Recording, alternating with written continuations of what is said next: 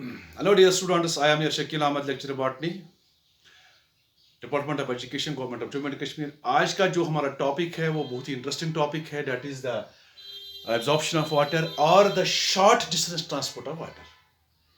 एक प्लांट का जो रूट है ये कैसे सॉइल से एब्जॉर्ब वाटर करता है, फिर ये रूट हेयर के बाद पानी कैसे एपिडर्म में जाता है, फिर कॉर्टेक्स, फिर एंडोडर्म, फिर पेरिसाइकिल, उसके बाद जाइलम तक कहाँ पहुंचता है।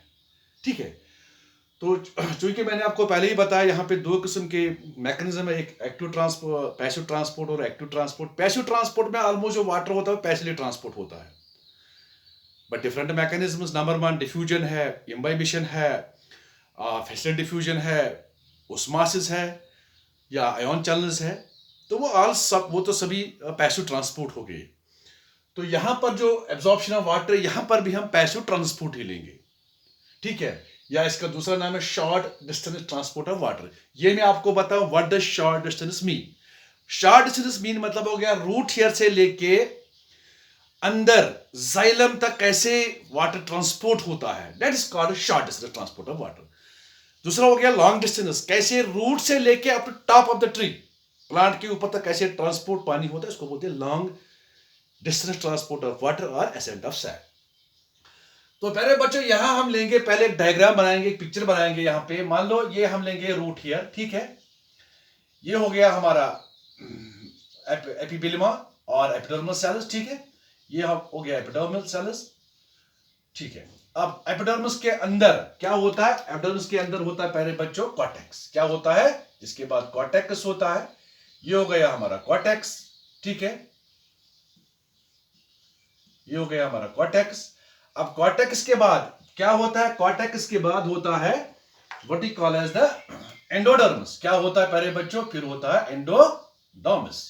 ये हो गया हमारा एंडोडर्मल लेयर। शाबाश। ये मैं एक छोटा सा एक ट्रांसवर्स सेक्शन आपको दिखा रहा हूं, यहां पे छोटा सा ट्रांसवर्स सेक्शन। अब एंडोडर्मिस के बाद क्या होता है, इसके बाद होता है पेरिसाइकिल। क्या होता है पहले बच्चों, पेरिसाइकिल। ये हो गया हमारा पेरिसाइकिल। चलो साथ साथ इसको नाम भी लिखेंगे, this is the root hair, ये हो गया रूट हेयर, ठीक है, और ये हो गया एपिबेलिमा, ये हो गया हमारा कॉर्टेक्स, ये हो गया हमारा एंडोडर्मिस, ठीक है, और ये हो गया हमारा पेरिसाइकिल।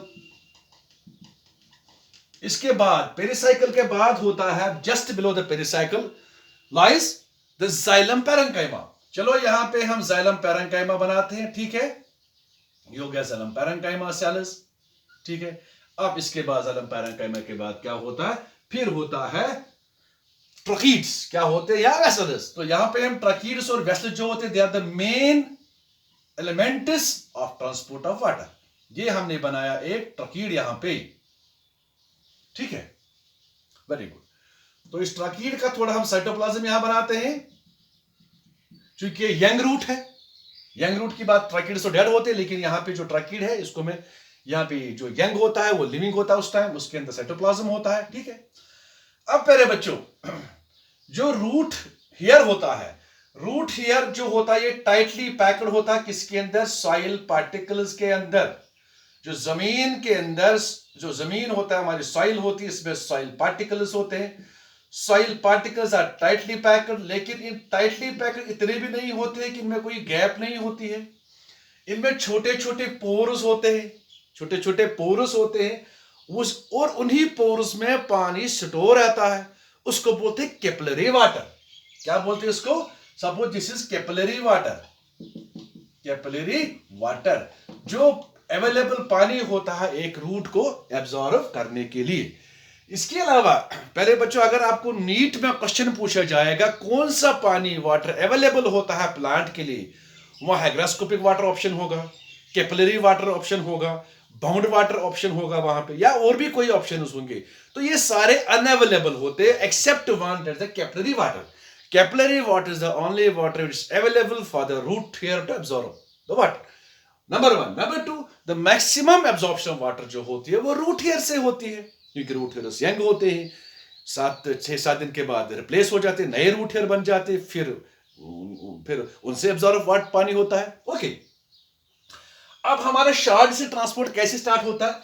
अब यहां से क्योंकि जो रूट है इसके अंदर भी साइटोप्लाज्म होता है, इसके अंदर साइटोप्लाज्म लिविंग होता है, आपको पता है। अब प्यारे बच्चों, यहां से जब पानी ट्रांसपोर्ट होता है इसके बाद एक कॉर्टेक्स में चला जाता है, फिर एंडोडर्मिस में चला जाता है, फिर पेरिसाइकल में, उसके बाद xylem parenchyma, this is xylem parenchyma, ठीक है। अब इसके बाद ट्रकीड में चला जाता है। जब अंदर तक ये चला गया उसी को हम बोलते हैं short distance transport of water. पूरा पानी बाहर से आ गया, कॉर्टेक्स को क्रॉस करके, एंडोडर्मिस को क्रॉस करके, पेरिसाइकल पैरेन्काइमा, उसके बाद ट्रकीड तक ये पहुंच जाता है, इसको बोलते हैं short distance transport of water. उसके बाद जब प्लांट को ऊपर चला जाता है पानी, टॉप ऑफ द ट्री, इसको बोलते हैं long distance transport of water. चलो, अब तो आ गया समझ आपको short distance transport of water कहां से कहां तक होता है। अब प्यारे बच्चों, हम क्या करेंगे, क्योंकि जो एब्जॉर्प्शन ऑफ वाटर वो ऑलमोस्ट पैसिव टाइप होता है, इसमें एनर्जी इस्तेमाल नहीं होती, तो पैसिव टाइप में यहां पे हम दो लेंगे इसके मैकेनिज्म। यहां पे हम दो मैकेनिज्म लेंगे। नंबर 1 लेंगे एपोप्लास्ट, एपोप्लास्ट। दूसरा लेंगे सिंप्लास्ट।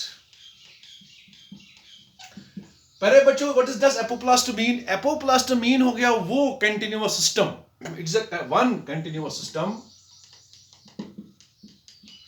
it's a continuous system or continuum system which is made up of dead elements or dead things or dead parts of the plant root, ठीक है।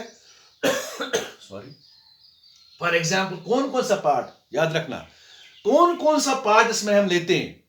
इसमें हम लेते हैं प्यारे बच्चों द सेल वॉल। चलो इसको थोड़ा यहां मिटाते हैं, बाद में लिखेंगे दोबारा। इसमें हम लेते हैं सेल वॉल। सेल वॉल इसमें आता है, क्योंकि सेल वॉल जो होता है ये डेड होता है, but keep it one thing in mind, entrance point यहां पे है, नीड पॉइंट, कि सेल वॉल तो डेड होता है, ठीक है, लेकिन ये मेटाबॉलिकली एक्टिव होता है, it is metabolically active, keep it in mind, cell wall. इसके बाद जो होता है, जो इंटरसेल्यूलर स्पेस, यहां पे जो स्पेस होती है, intercellular space between the cortical cells, between the cortical cell। अब प्यारे बच्चों, अगर ये कॉर्टेक्स है, एक सेल यहां पे, एक यहां पे, एक यहां पे दिखा रहा हूं मैं, इसके बीच ये जो स्पेस है, दिस स्पेस, ये खाली जगह है, नॉन लिविंग है, डेड है, ये नॉन लिविंग है ये, तो इसी को बोलते हैं intercellular space between the cortical cells. अब यहां देखो, ये हो गया हमारा इंटरसेल्युलर स्पेस, ये वाला, ठीक है। अब क्या आ गया आपका? पहले आपका आ गया सेल वॉल। मान लो ये हमारा इसका सेल वॉल है, ये सेल वॉल है, बाहर ये वाला सेल वॉल, ये सेल वॉल है, ठीक है। ये सेल जो लाल कलर आपको दिख रहा है वो सेल वॉल है, और अंदर जो मैं ब्लैक दिखा रहा हूं ये हो गया प्लाज्मा मेम्ब्रेन। अब यहां पर मैं आपको दिखा रहा हूं, यही जूम करके, ये हो गया हमारा सेल वॉल। अच्छी तरह से अंडरस्टैंड करो, एकदम अच्छा अंडरस्टैंड करो, जिससे सेल वॉल। अब सेल वॉल के अंदर जो होता है वो प्लाज्मा मेम्ब्रेन है। मान लो it is tightly packed plasma membrane होता है, इसके साथ जब सेल एक फुली टर्जिड होता है, ये हो गया हमारा प्लाज्मा मेम्ब्रेन, ठीक है।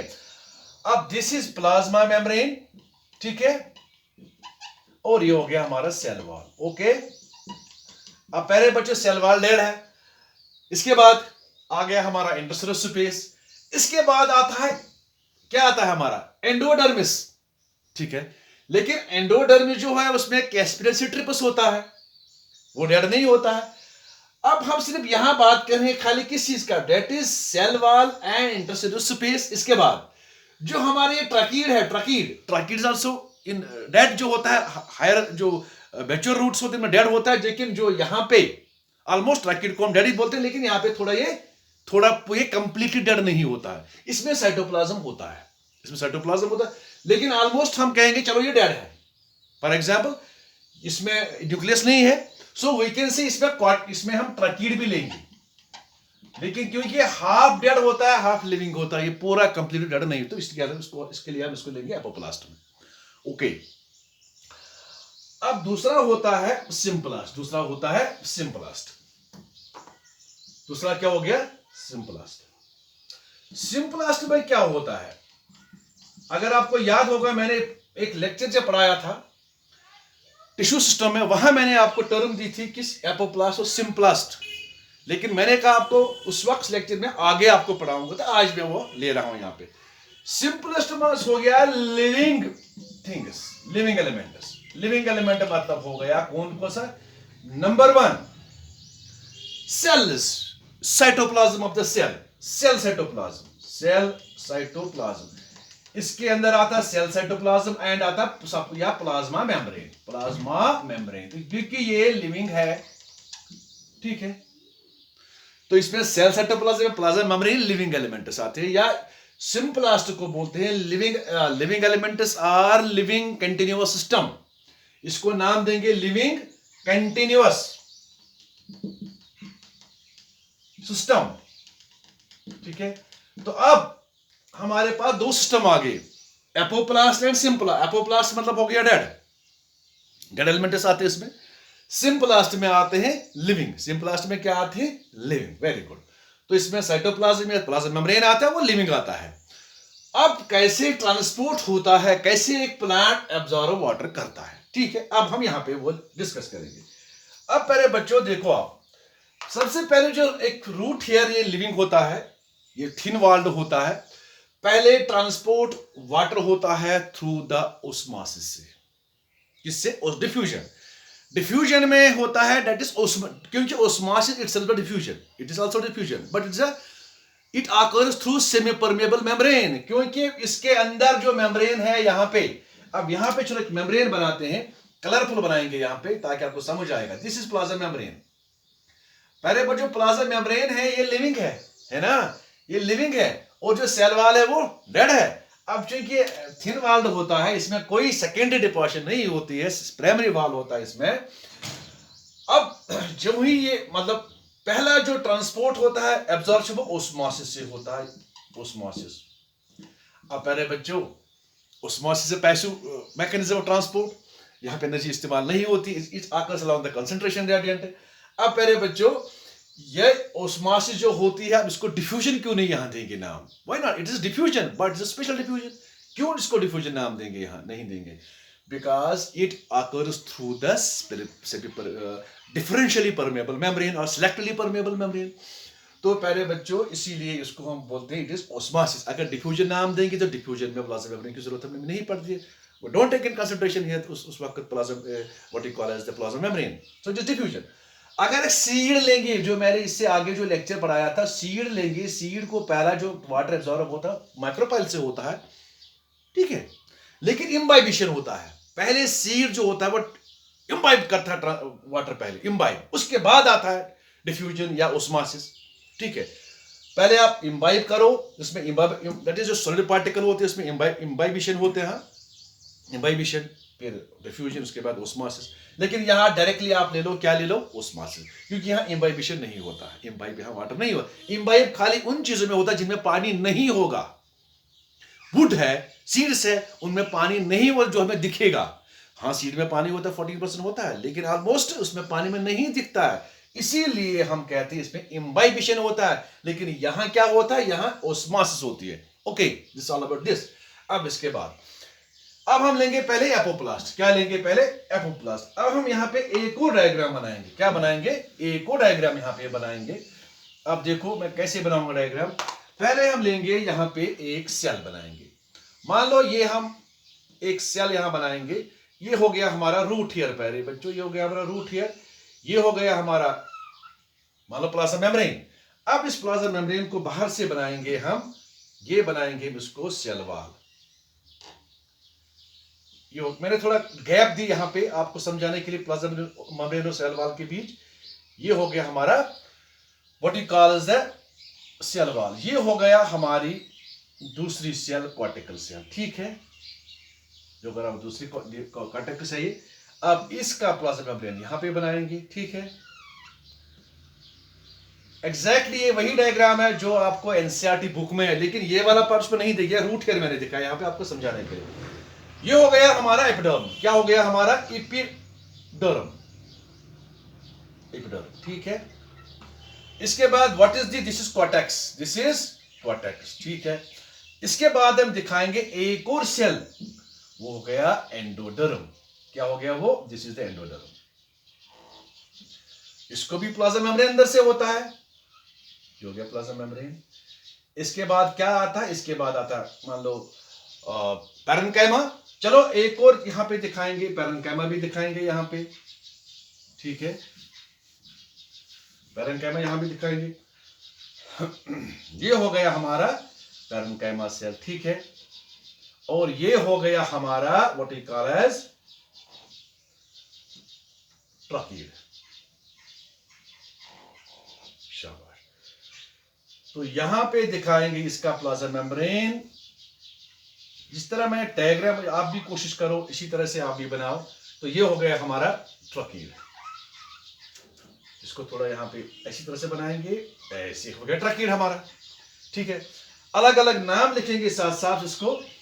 This is vertex, this is endoderm, endoderm, this is parenchyma, xylem parenchyma,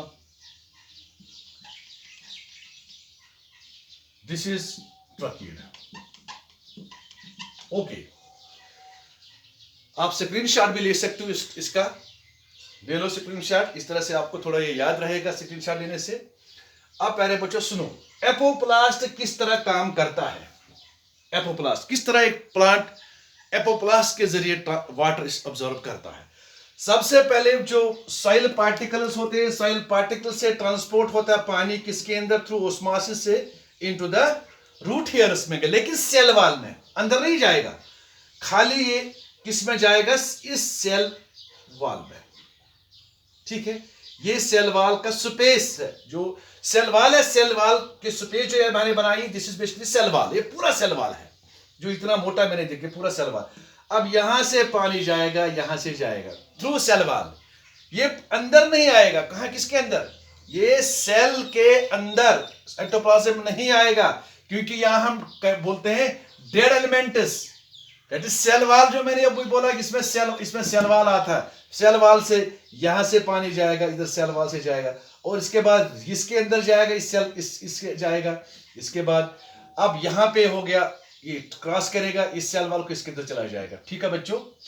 अब यहां तक जो इट इज एपोप्लास्ट कि जो पानी एब्जॉर्ब होता है ऑस्मोसिस से एब्जॉर्ब हुआ, सेल वाल से ट्रांसफर हो गया from one cell to another cell, one cell to another cell. अब ये पहुंच गया एंडोडर्मिस पे, लेकिन एंडोडर्मिस में इसको क्या है, एंडोडर्मिस में इसको होता है कैस्पेरियन सिट्रिपस। अगर आपको याद होगा इसको होता है, चलो इसको होता है कैस्पेरियन सिट्रिपस। ये हो गया हमारा कैस्पेरियन सिट्रिपस। यहां पे बनाऊंगा मैं, जो पहले बच्चों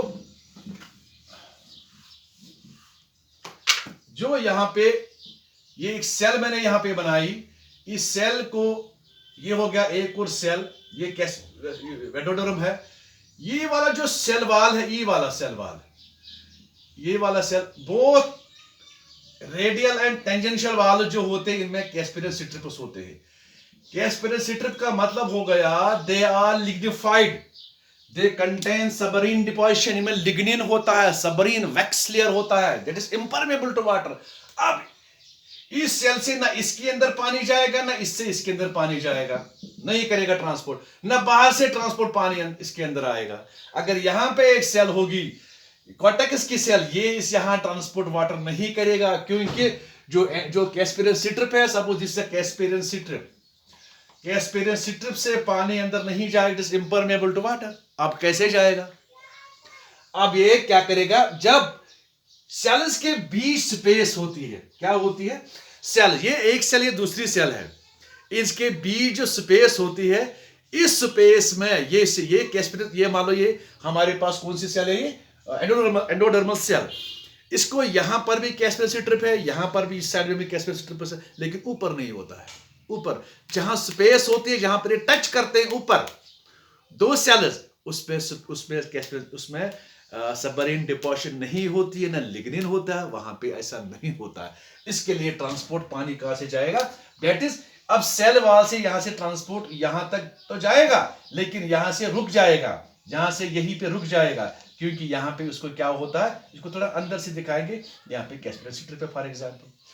अब ये ब्लॉक करता है पानी, इसका अहम रोल है कैस्पेरियन सिट्रिप का, it doesn't allow water to enter, enough water और मिनरल्स, ना ये बाहर देने जाते, ना ये बाहर पानी को बाहर जाने देता है, ना अंदर जाने देता है, ना सोल्यूट्स को. So it restricts the movement of solutes as well as और ions as well as the water molecules. It is important rule. That is ज्यादा इसके अंदर पानी या सोल्यूट्स नहीं जा सकते. तो capacitor block the entry of water. अब यहां क्या होगा? अब यहां तक तो पानी आएगा, ठीक है. अब हम लेंगे दूसरा सिंपलास्ट. क्या लेंगे दूसरा? अब एपोप्लास्ट हमने लिया है, एपोप्लास्ट. अब दूसरा लेंगे हम सिंपलास्ट. क्या लेंगे हम? Symplast is a living continuum system. अब यहां से पानी, अब डायरेक्ट दूसरा सिस्टम, यहां से पानी डायरेक्ट ट्रांसपोर्ट होता है, इस प्लाज्मा मेम्ब्रेन से अंदर चला जाता है, ठीक है बच्चों, अंदर. इसके बाद इसमें होते हैं प्लाज्मोडेस्माटा सेल्स जो होते हैं आपस में कनेक्ट होते थ्रू प्लाज्माडेस्माटा.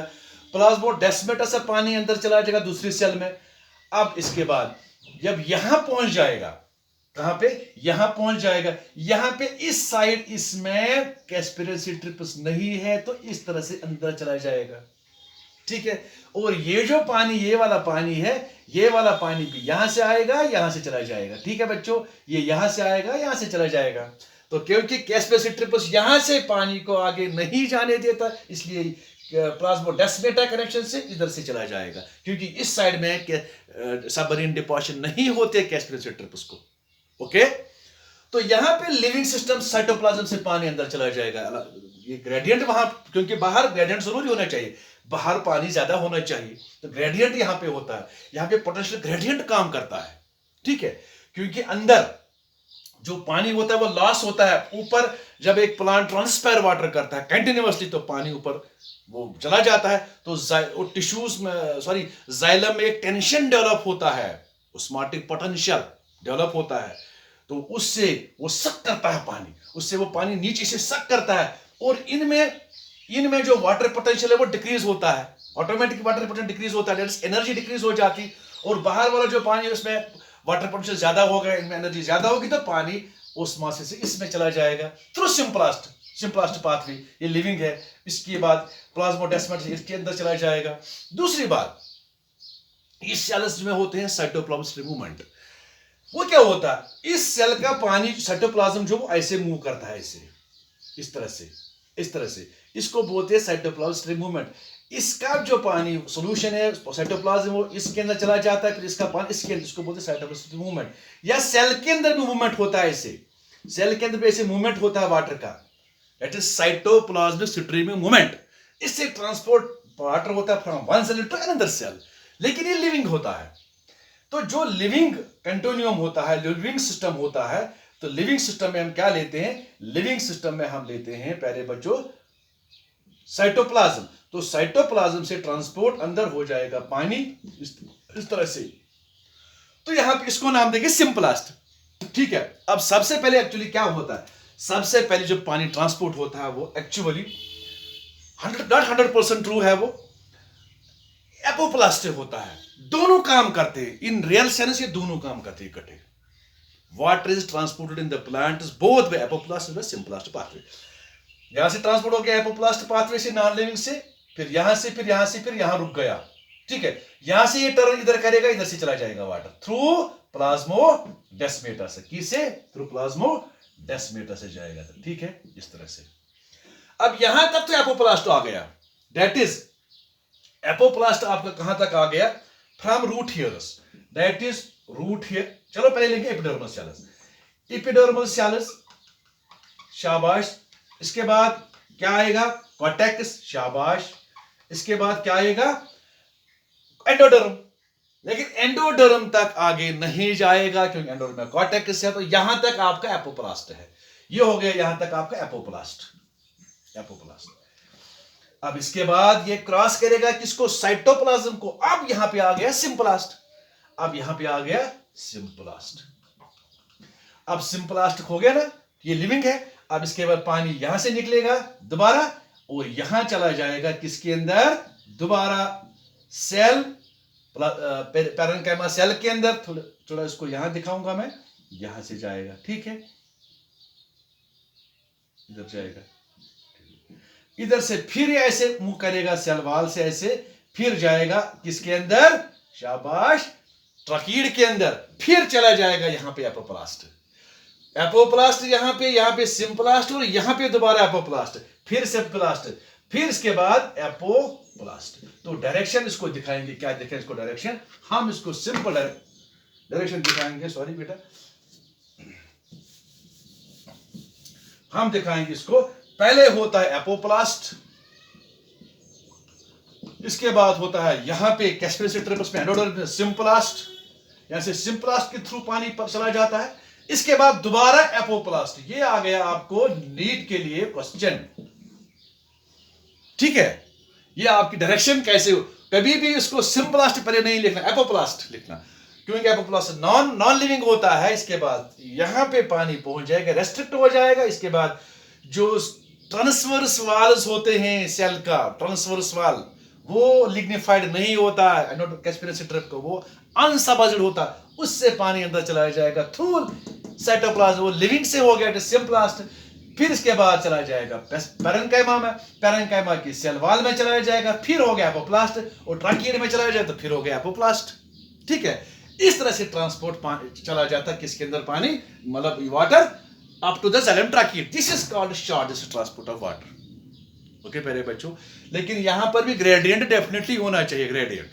यहां पर ही वाटर पोटेंशियल जरूरी रोल अपना अदा करता है। जब तक ट्रैकियड में टेंशन, वाटर पोटेंशियल डिक्रीज नहीं होगा, मोर नेगेटिव नहीं होगा, it will not suck the water from this epidermis, this parenchyma cell, और it will not, and this cell will, unless this इस सेल में वाटर पोटेंशियल मोर नेगेटिव नहीं होगा, it will not absorb from water endodermis cells. इस तरह से यहां पे इसमें मोर नेगेटिव होगा, ये इससे ऑब्जर्व करेगा, इसमें मोर नेगेटिव इससे ऑब्जर्व करेगा, ठीक है। इस तरह से आगे ट्रांसपोर्ट चलता रहे। अब मसला हमारा ये आ गया, क्या वाटर ट्रांसपोर्ट एपोप्लास्ट से होता है, सिंप्लास्ट से होता है, ये क्वेश्चन आ जाएगा। किससे होता है? एक्चुअली बोथ दिस मैकेनिज्म्स, ये दोनों मैकेनिज्म इकट्ठे काम करते हैं, क्योंकि यहाँ एपोप्लास्ट भी आ गया, सिंप्लास्ट भी आ गया, फिर एपोप्लास्ट भी आ गया, ठीक है। तो ये हो गया हमारा आज का टॉपिक प्यारे बच्चों। मुझे उम्मीद है कि आपको टॉपिक समझ आएगा, और this was actually absorption of water and short distance transport of water. कैसे पानी शॉर्ट अप टू ट्रैकियड तक कैसे पानी पहुंचता है, ठीक है प्यारे बच्चे। मुझे उम्मीद है आपको मेरा लेक्चर समझ भी आया होगा, पसंद भी आया होगा। तो आप, I will request you to मेरे चैनल को आप सब्सक्राइब भी करो, लाइक भी करो, शेयर भी करो, और आगे मेरे लेक्चर्स वॉच करते रहो। थैंक यू बेटा।